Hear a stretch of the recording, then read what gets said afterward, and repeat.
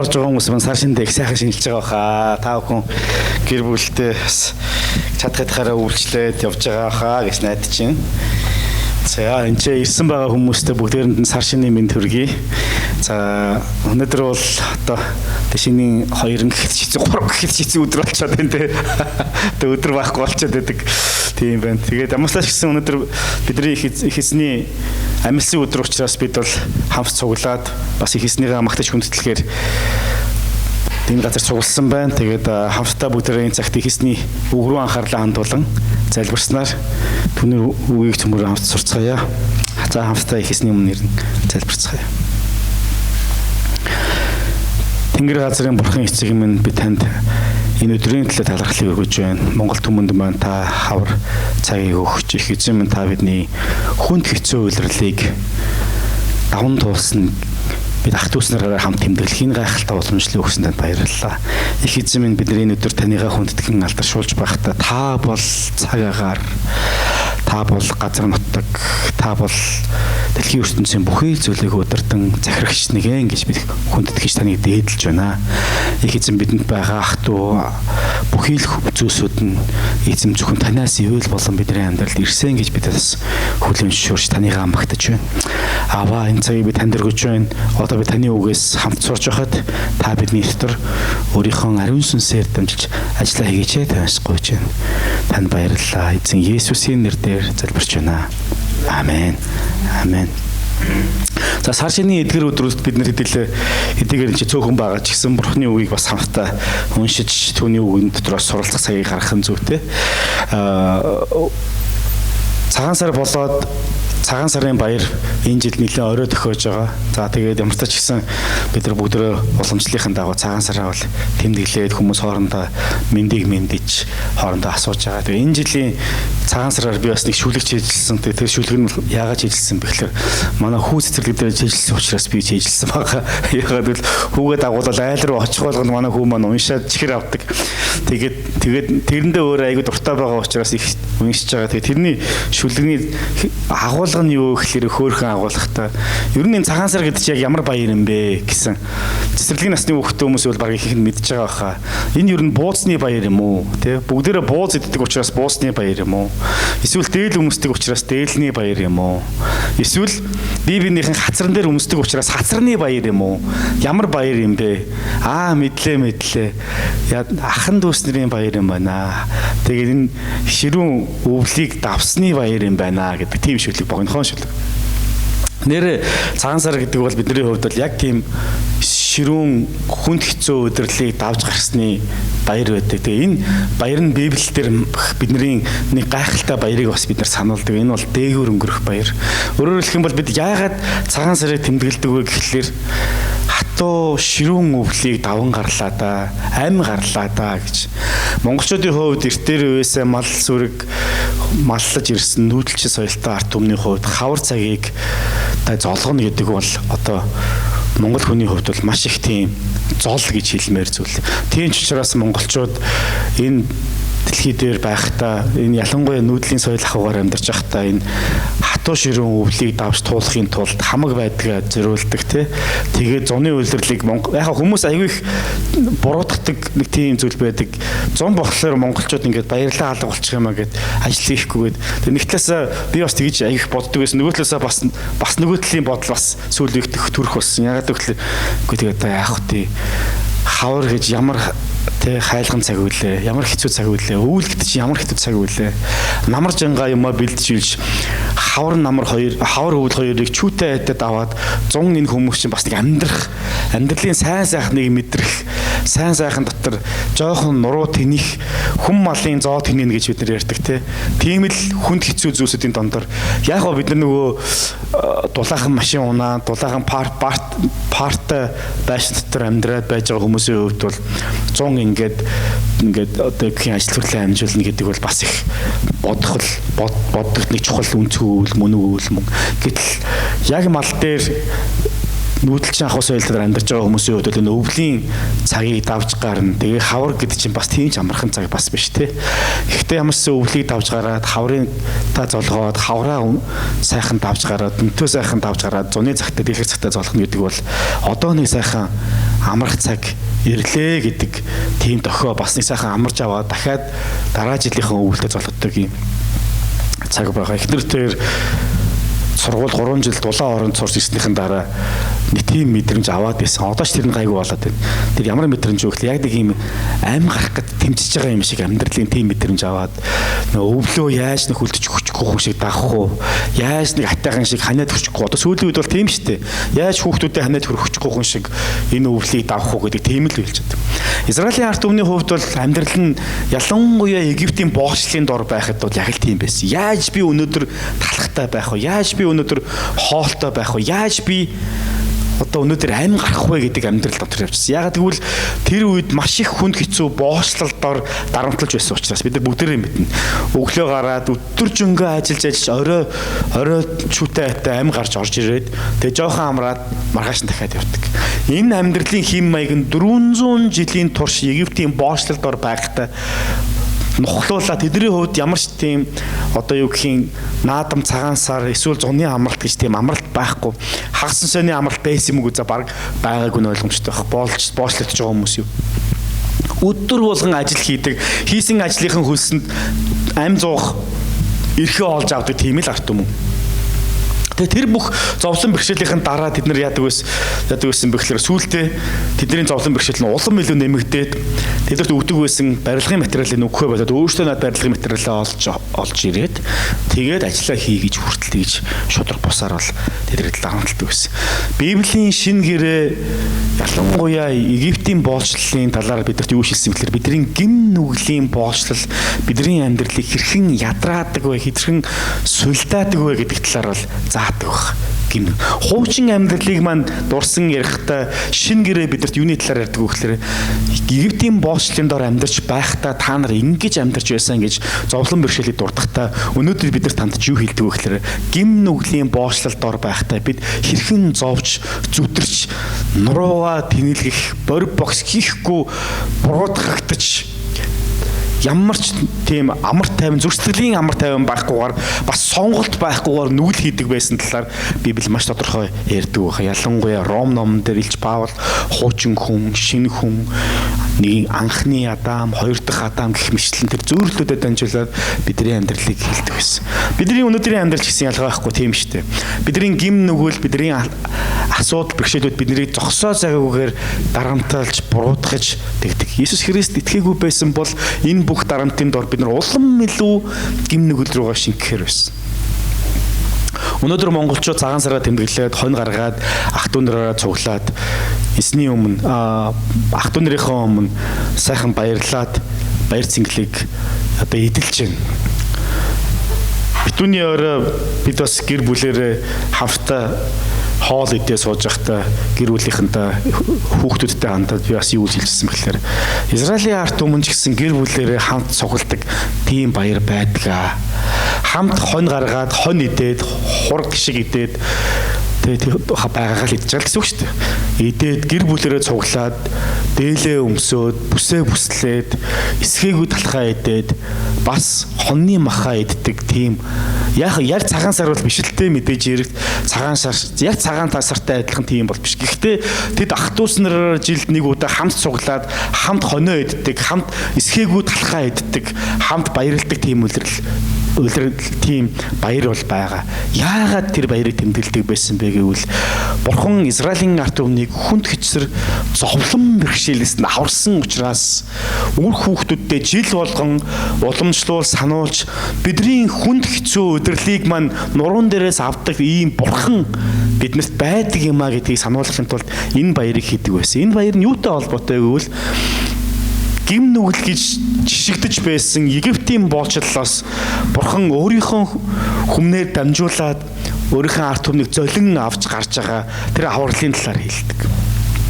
Тэгээд Тэсагаас хойш Израилийн ард түмэн чөлөөтэй болж аврагдсан баг. Тэгээ үүнийг нь дурсан санахын тулд дээгүүр өнгөрөх баяр буюу ууган төлөл, ууган хүүхдүүдийг нь Израилийн эсрэг Бурхны эсрэг хийсэн гим нүглээс нь болж шийтгэл сохихоор ирсэн үхлийн элчээс аврагдаж дээгүүр нь гарсан. Яагаад гэвэл тэр гэр бүлд урсгасан тэр хурганы тэр хоньны цусаар тэр цусыг тотхон дээгүүрээ нялж бид их эсэн Бурхны биднээс сануулсан тэр авралд итгэж үүнийхүү үйлдэж байгаагаа харуулсан, итгэлээрээ алхам хийснээ харуулсан энэ тэмдгийг нь харсан элчнэр дээгүүр нь өнгөрөөд тэр тэмдэг байхгүй буюу Бурхны зааврын дагуу амьдрахгүй байгаа тэр гэр бүл рүү орж шийтгэлийг өгж үйсэн энэ нэг дээгүүр өнгөрсөн авралыг дурсан санахын тулд хийдэг баяр байсан баг.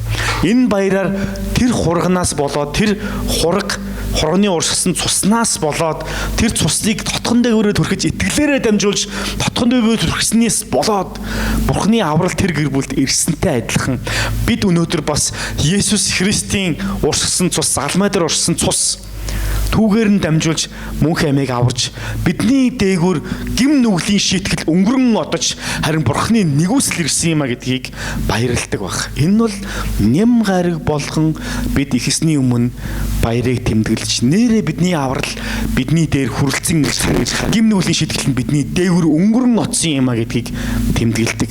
Тэр Есүс Христээс болоод бидэрт амар тайван ирсэн. Тийм ч учраас Иохан номон дээр Матай номон дээр болон бусад номууд дээр үжилсэн бэ гэхээр Есүс Христийг хараач дэлхийн гим нүглийг өргөж Бурхны хург ирсэн хург байна гэж Есүсийг дуудсан тохиолдол бас байх.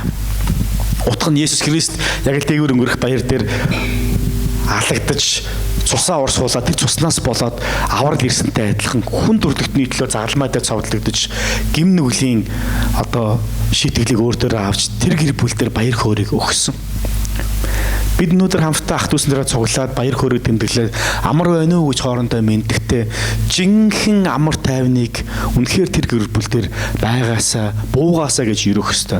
Үүнийг Библиэлд шалом гэж нэрлэдэг. Шалом.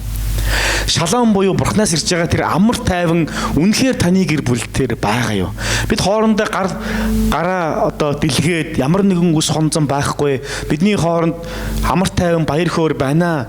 Бид уучлал, тайтгарал байна гэдгийг бэлэгдэж алгаа дээш нь дэлгээд ямар нэгэн үс хонзон байхгүйгээр бибинтэйгээ гараа зөрүүлэн мэдлэхтэй амар байна уу гэж мэдлдэг. Шалом. Тэр шалом буюу Библийн Бурхан бидний хэлсэн тэр юр бусын амар тайван үнэхээр бидний амьдрал дээр байгаа юу? Лук номын 2 дугаар бүлгийн 14 дугаар ишлэлээр дээр өндөрт алдар нь Бурханд байх болтугай доод газарт шалом нь буюу амар тайван нь түүний тааллыг олсон хүмүүстээр байх болтугай гэж Библиэлд хэлсэн. Өөрөөр хэлэх юм бол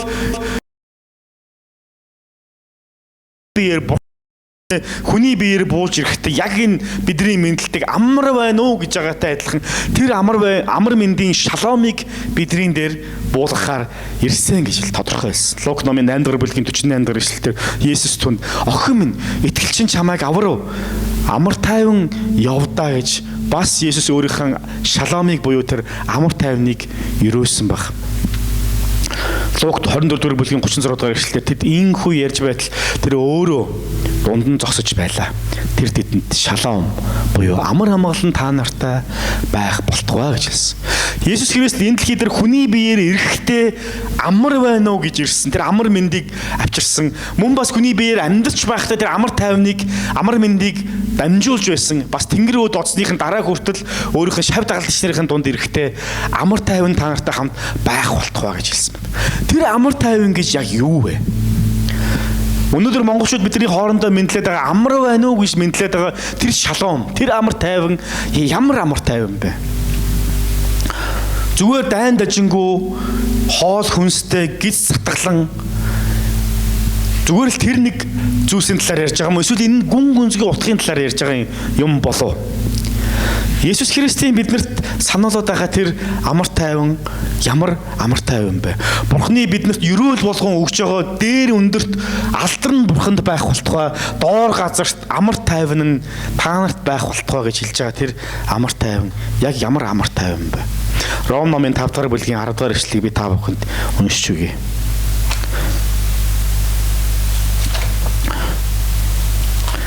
Ром 5 дугаар бүлгийн 10 дугаар ишлэлээр энэ хүү хэлсэн байна. За. Та бүхэн Библиараа даатараарай. Хэрэг бид дайснууд байхдаа хүүгийнх нь үхлээр бурхантай эвлэрсэн юм бол эвлэрсэн бид тэр тусмаа түүний амиар аврагдах болно.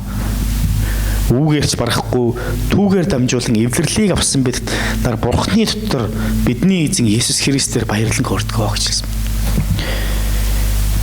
Дахиад энэ ч гарч байгаа хэсэг ишлэл бидний юу руу зааж байгаа вэ гэхээр Египтийн боочлолдоор зовлон донд зовж явсан арт түмнийг бурхан тэр хургаар дамжуулаад аварсан.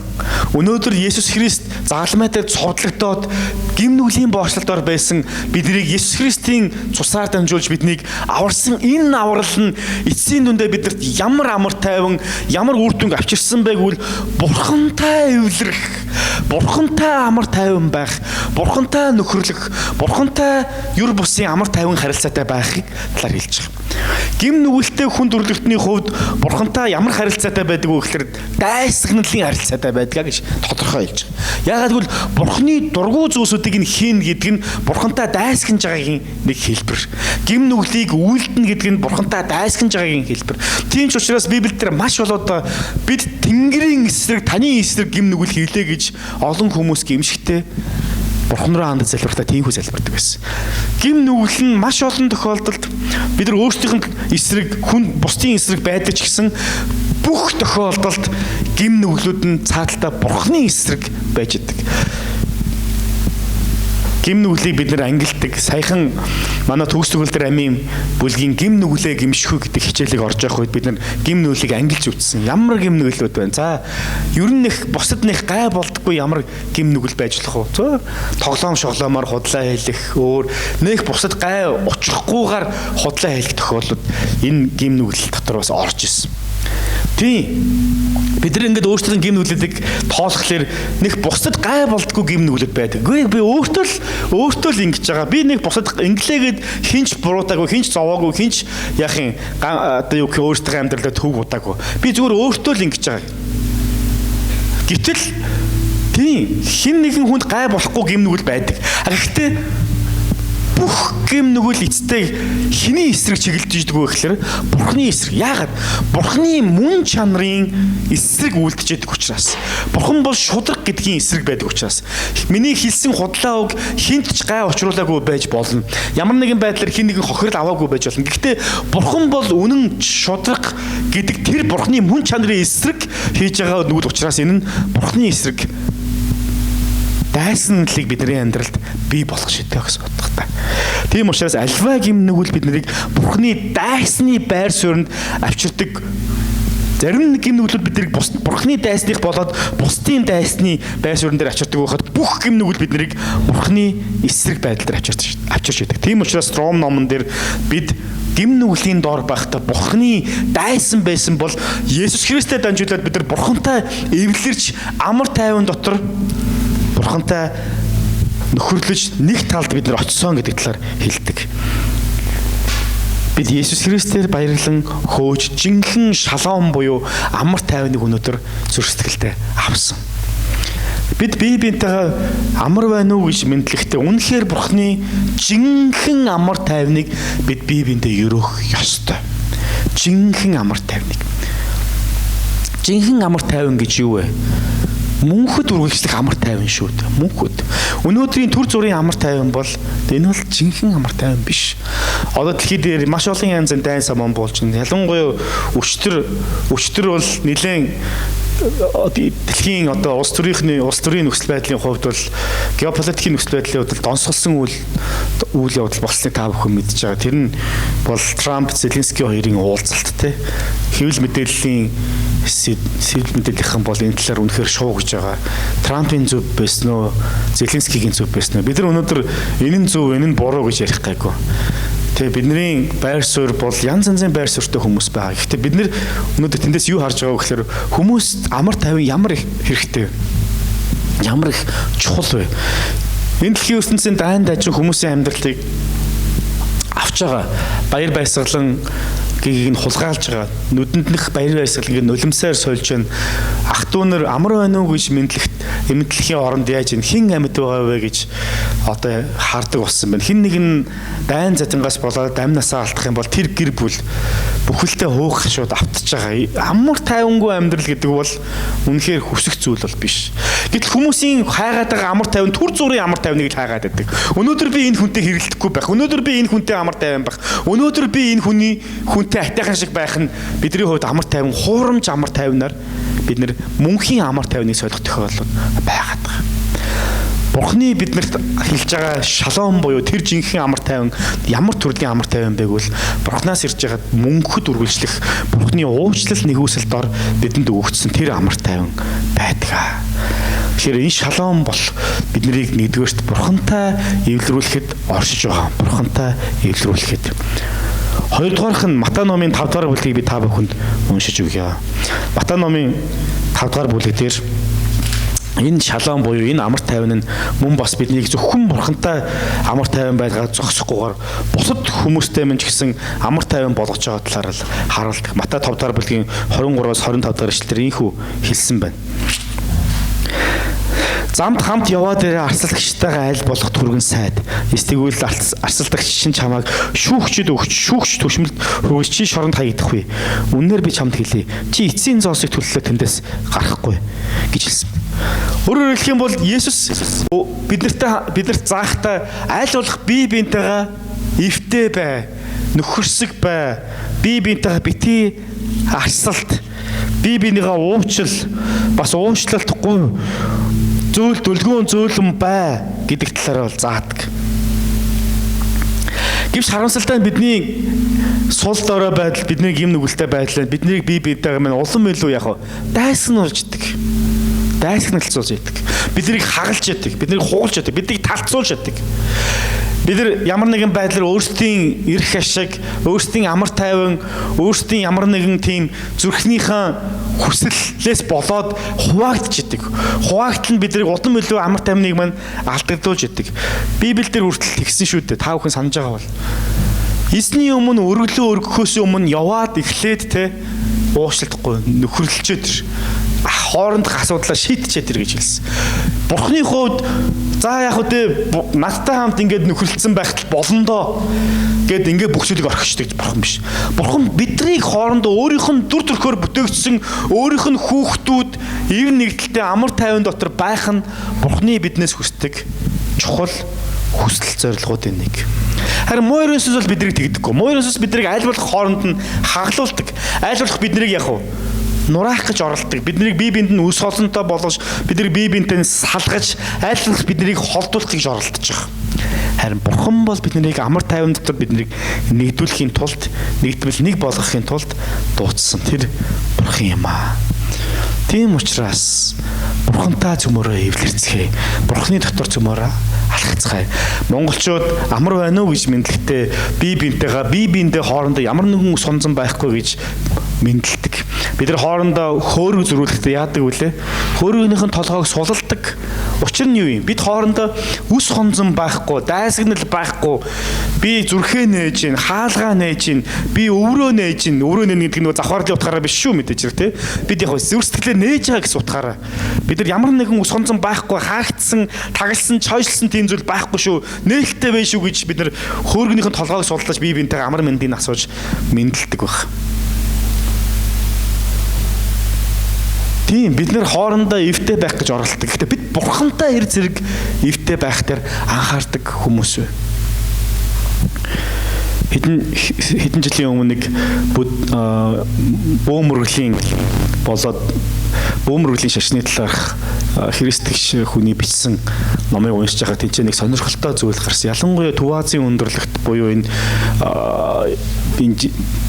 бидний одоо амьдарч байгаа энэ газар нутагт байгаа бөөмөргөлийнхний одоо явдаг одоо шүтлэгүүд их илбэг байгаа газар нутгийн онцлог нь бол ихвчлэн нүүдлийн ах ус соёлтой арт түмэд байдаг. Нүүдлийн ах ус соёлтой арт түмний дунд ийм шааман гэж ярьдаг тийм бөөмөргөлийн соёл илүү дэлгэрсэн баг. Яагаад гэдэг вэ гэхээр хүмүүсийн оюун бодолд нэг тийм баг. Би яаж атайхан шиг амин гарч хуулсан бодол өрчсөн үндсэндээ тийм. Яаж н өвлийг атайхан шиг таах вэ? Яаж н цагаагаар нөхцөлийг атайхан шиг таах вэ? Тэгэхээр одоо яах вэ? Одоо атайхан шиг байхын тулд энэ байгаль орчноос хамааралтай амьдрал чи эргээ буцаагаад нөгөө зүйлийгээ шүтгэхэд хүргээд байсан гэсэн ийм гаргалгааг бол бас тийч бичсэн. Нэр бас нэг гаргалгаанд байж болох юм. Нэр байгалаас хамааралтай учраас нөгөөх шүтэнэ болгоод эстэй нөгөөтхний альва байгалийн бүхий л зүйлсийн ард өөр ингэсэн шүтэн одоо юу сүнс байгаа гэсэн тийм гаргалгаанд хүмүүсийг хүргээд ингээд мухарлуулад хүмүүсийг мухарсагт далтаар нэг юм бодоод тэрнийгээс өсгөх тохиолдол бол гарч ирсэн гэж. Гэтэл бидний бурхан бол байгалийн ертөнцийг бүтээсэн баг. Бидний нөгөө харагдаж нарандаа өргөд байгаа одоо хүмүүсийн бид нар ч тэгдэггүй л хүмүүсийн нарандаа өргөж байгаа тэр сүүн цацлыг өргөд байгаа тэр нарыг нь бүтээсэн бурхан. Шүтэж бишрээд байгаа тал донд байгаа ганц мод энээс хамаарат байгаа гэж айж байгаа тэр мод. Гэтэл тэр модыг нь бүтээсэн бурхан. Амьдрал ахуй нь уснаас хамааралтай байдаг нүүдэлчин арт өмнөний хувьд усаа дагаж нүүдэх хүмүүсийн хувьд бол тэр усыг нь бий болгосон бурханд бид мөрөгдөг, хүндэтгдэг тийм хүмүүс байна. Энэ цагаан сараар бүгдээрээ хамтдаа амар байна уу гэж мэдлэгтэй бурхнаас ирж байгаа тэр юр бусын жинхэнэ амар тайвныг дахин дурсан сонсгоё. Та үнэхээр зүрстгэлтэй амар байна уу? Таны зүрстгэл бурхантай үнэхээр амар тайван харилцаан дотор байгаа юу? Та бас бусдтай Христийн дотор амар тайван байж чадж байгаа юу? Христийн амар тайван та бүгдийн зүрстгэлийг дүүргэх болтугай. Амен. Хамтдаа хийсний амар тайвныг дурсан санаа түнд талархаж түн рүү хандан залбирцгаая.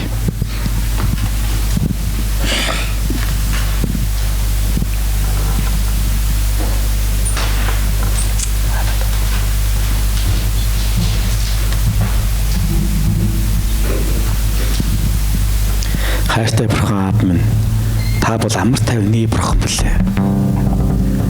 Таны өгдөг амар тайван энэ дэлхийн өгдгөөс өөр мөнхийн амар тайван билээ. Энэ дэлхийн өгдөг амар тайван бол түр зургийн эд баялаг, түр зургийн зугаацсан гэлээс ирдэг бол харин танаас ирдэг амар тайван таны амиас таны мөнх амиар уламжлагдсан ирсэн мөнхөд бидэртэй хамт байдаг амьдралыг маань утга учир баяр хөөрөөр дүүргэдэг тэр амар тайван билээ. Их эзэн минь өөрийн энэ мөнхийн амар тайвныг бидний ах дүүсийн дээр та бэлхэм дүүрэн байлгаж өгөөр. Бурхан бид тантай болоод таны хайрлсан хүмүүстэй хамт энэ шалом дотор зогсоход та биднэрт туслаарай. Их эзэн бид түр зургийн амар тайвныг бас харин мөнхийн амар тайвныг ирж чаддаг хүмүүс болгож өгөөр. Эзэн Есүсийн нэрээр залбирч байна. Амен. Амен. Хамтаа усан сүлжээний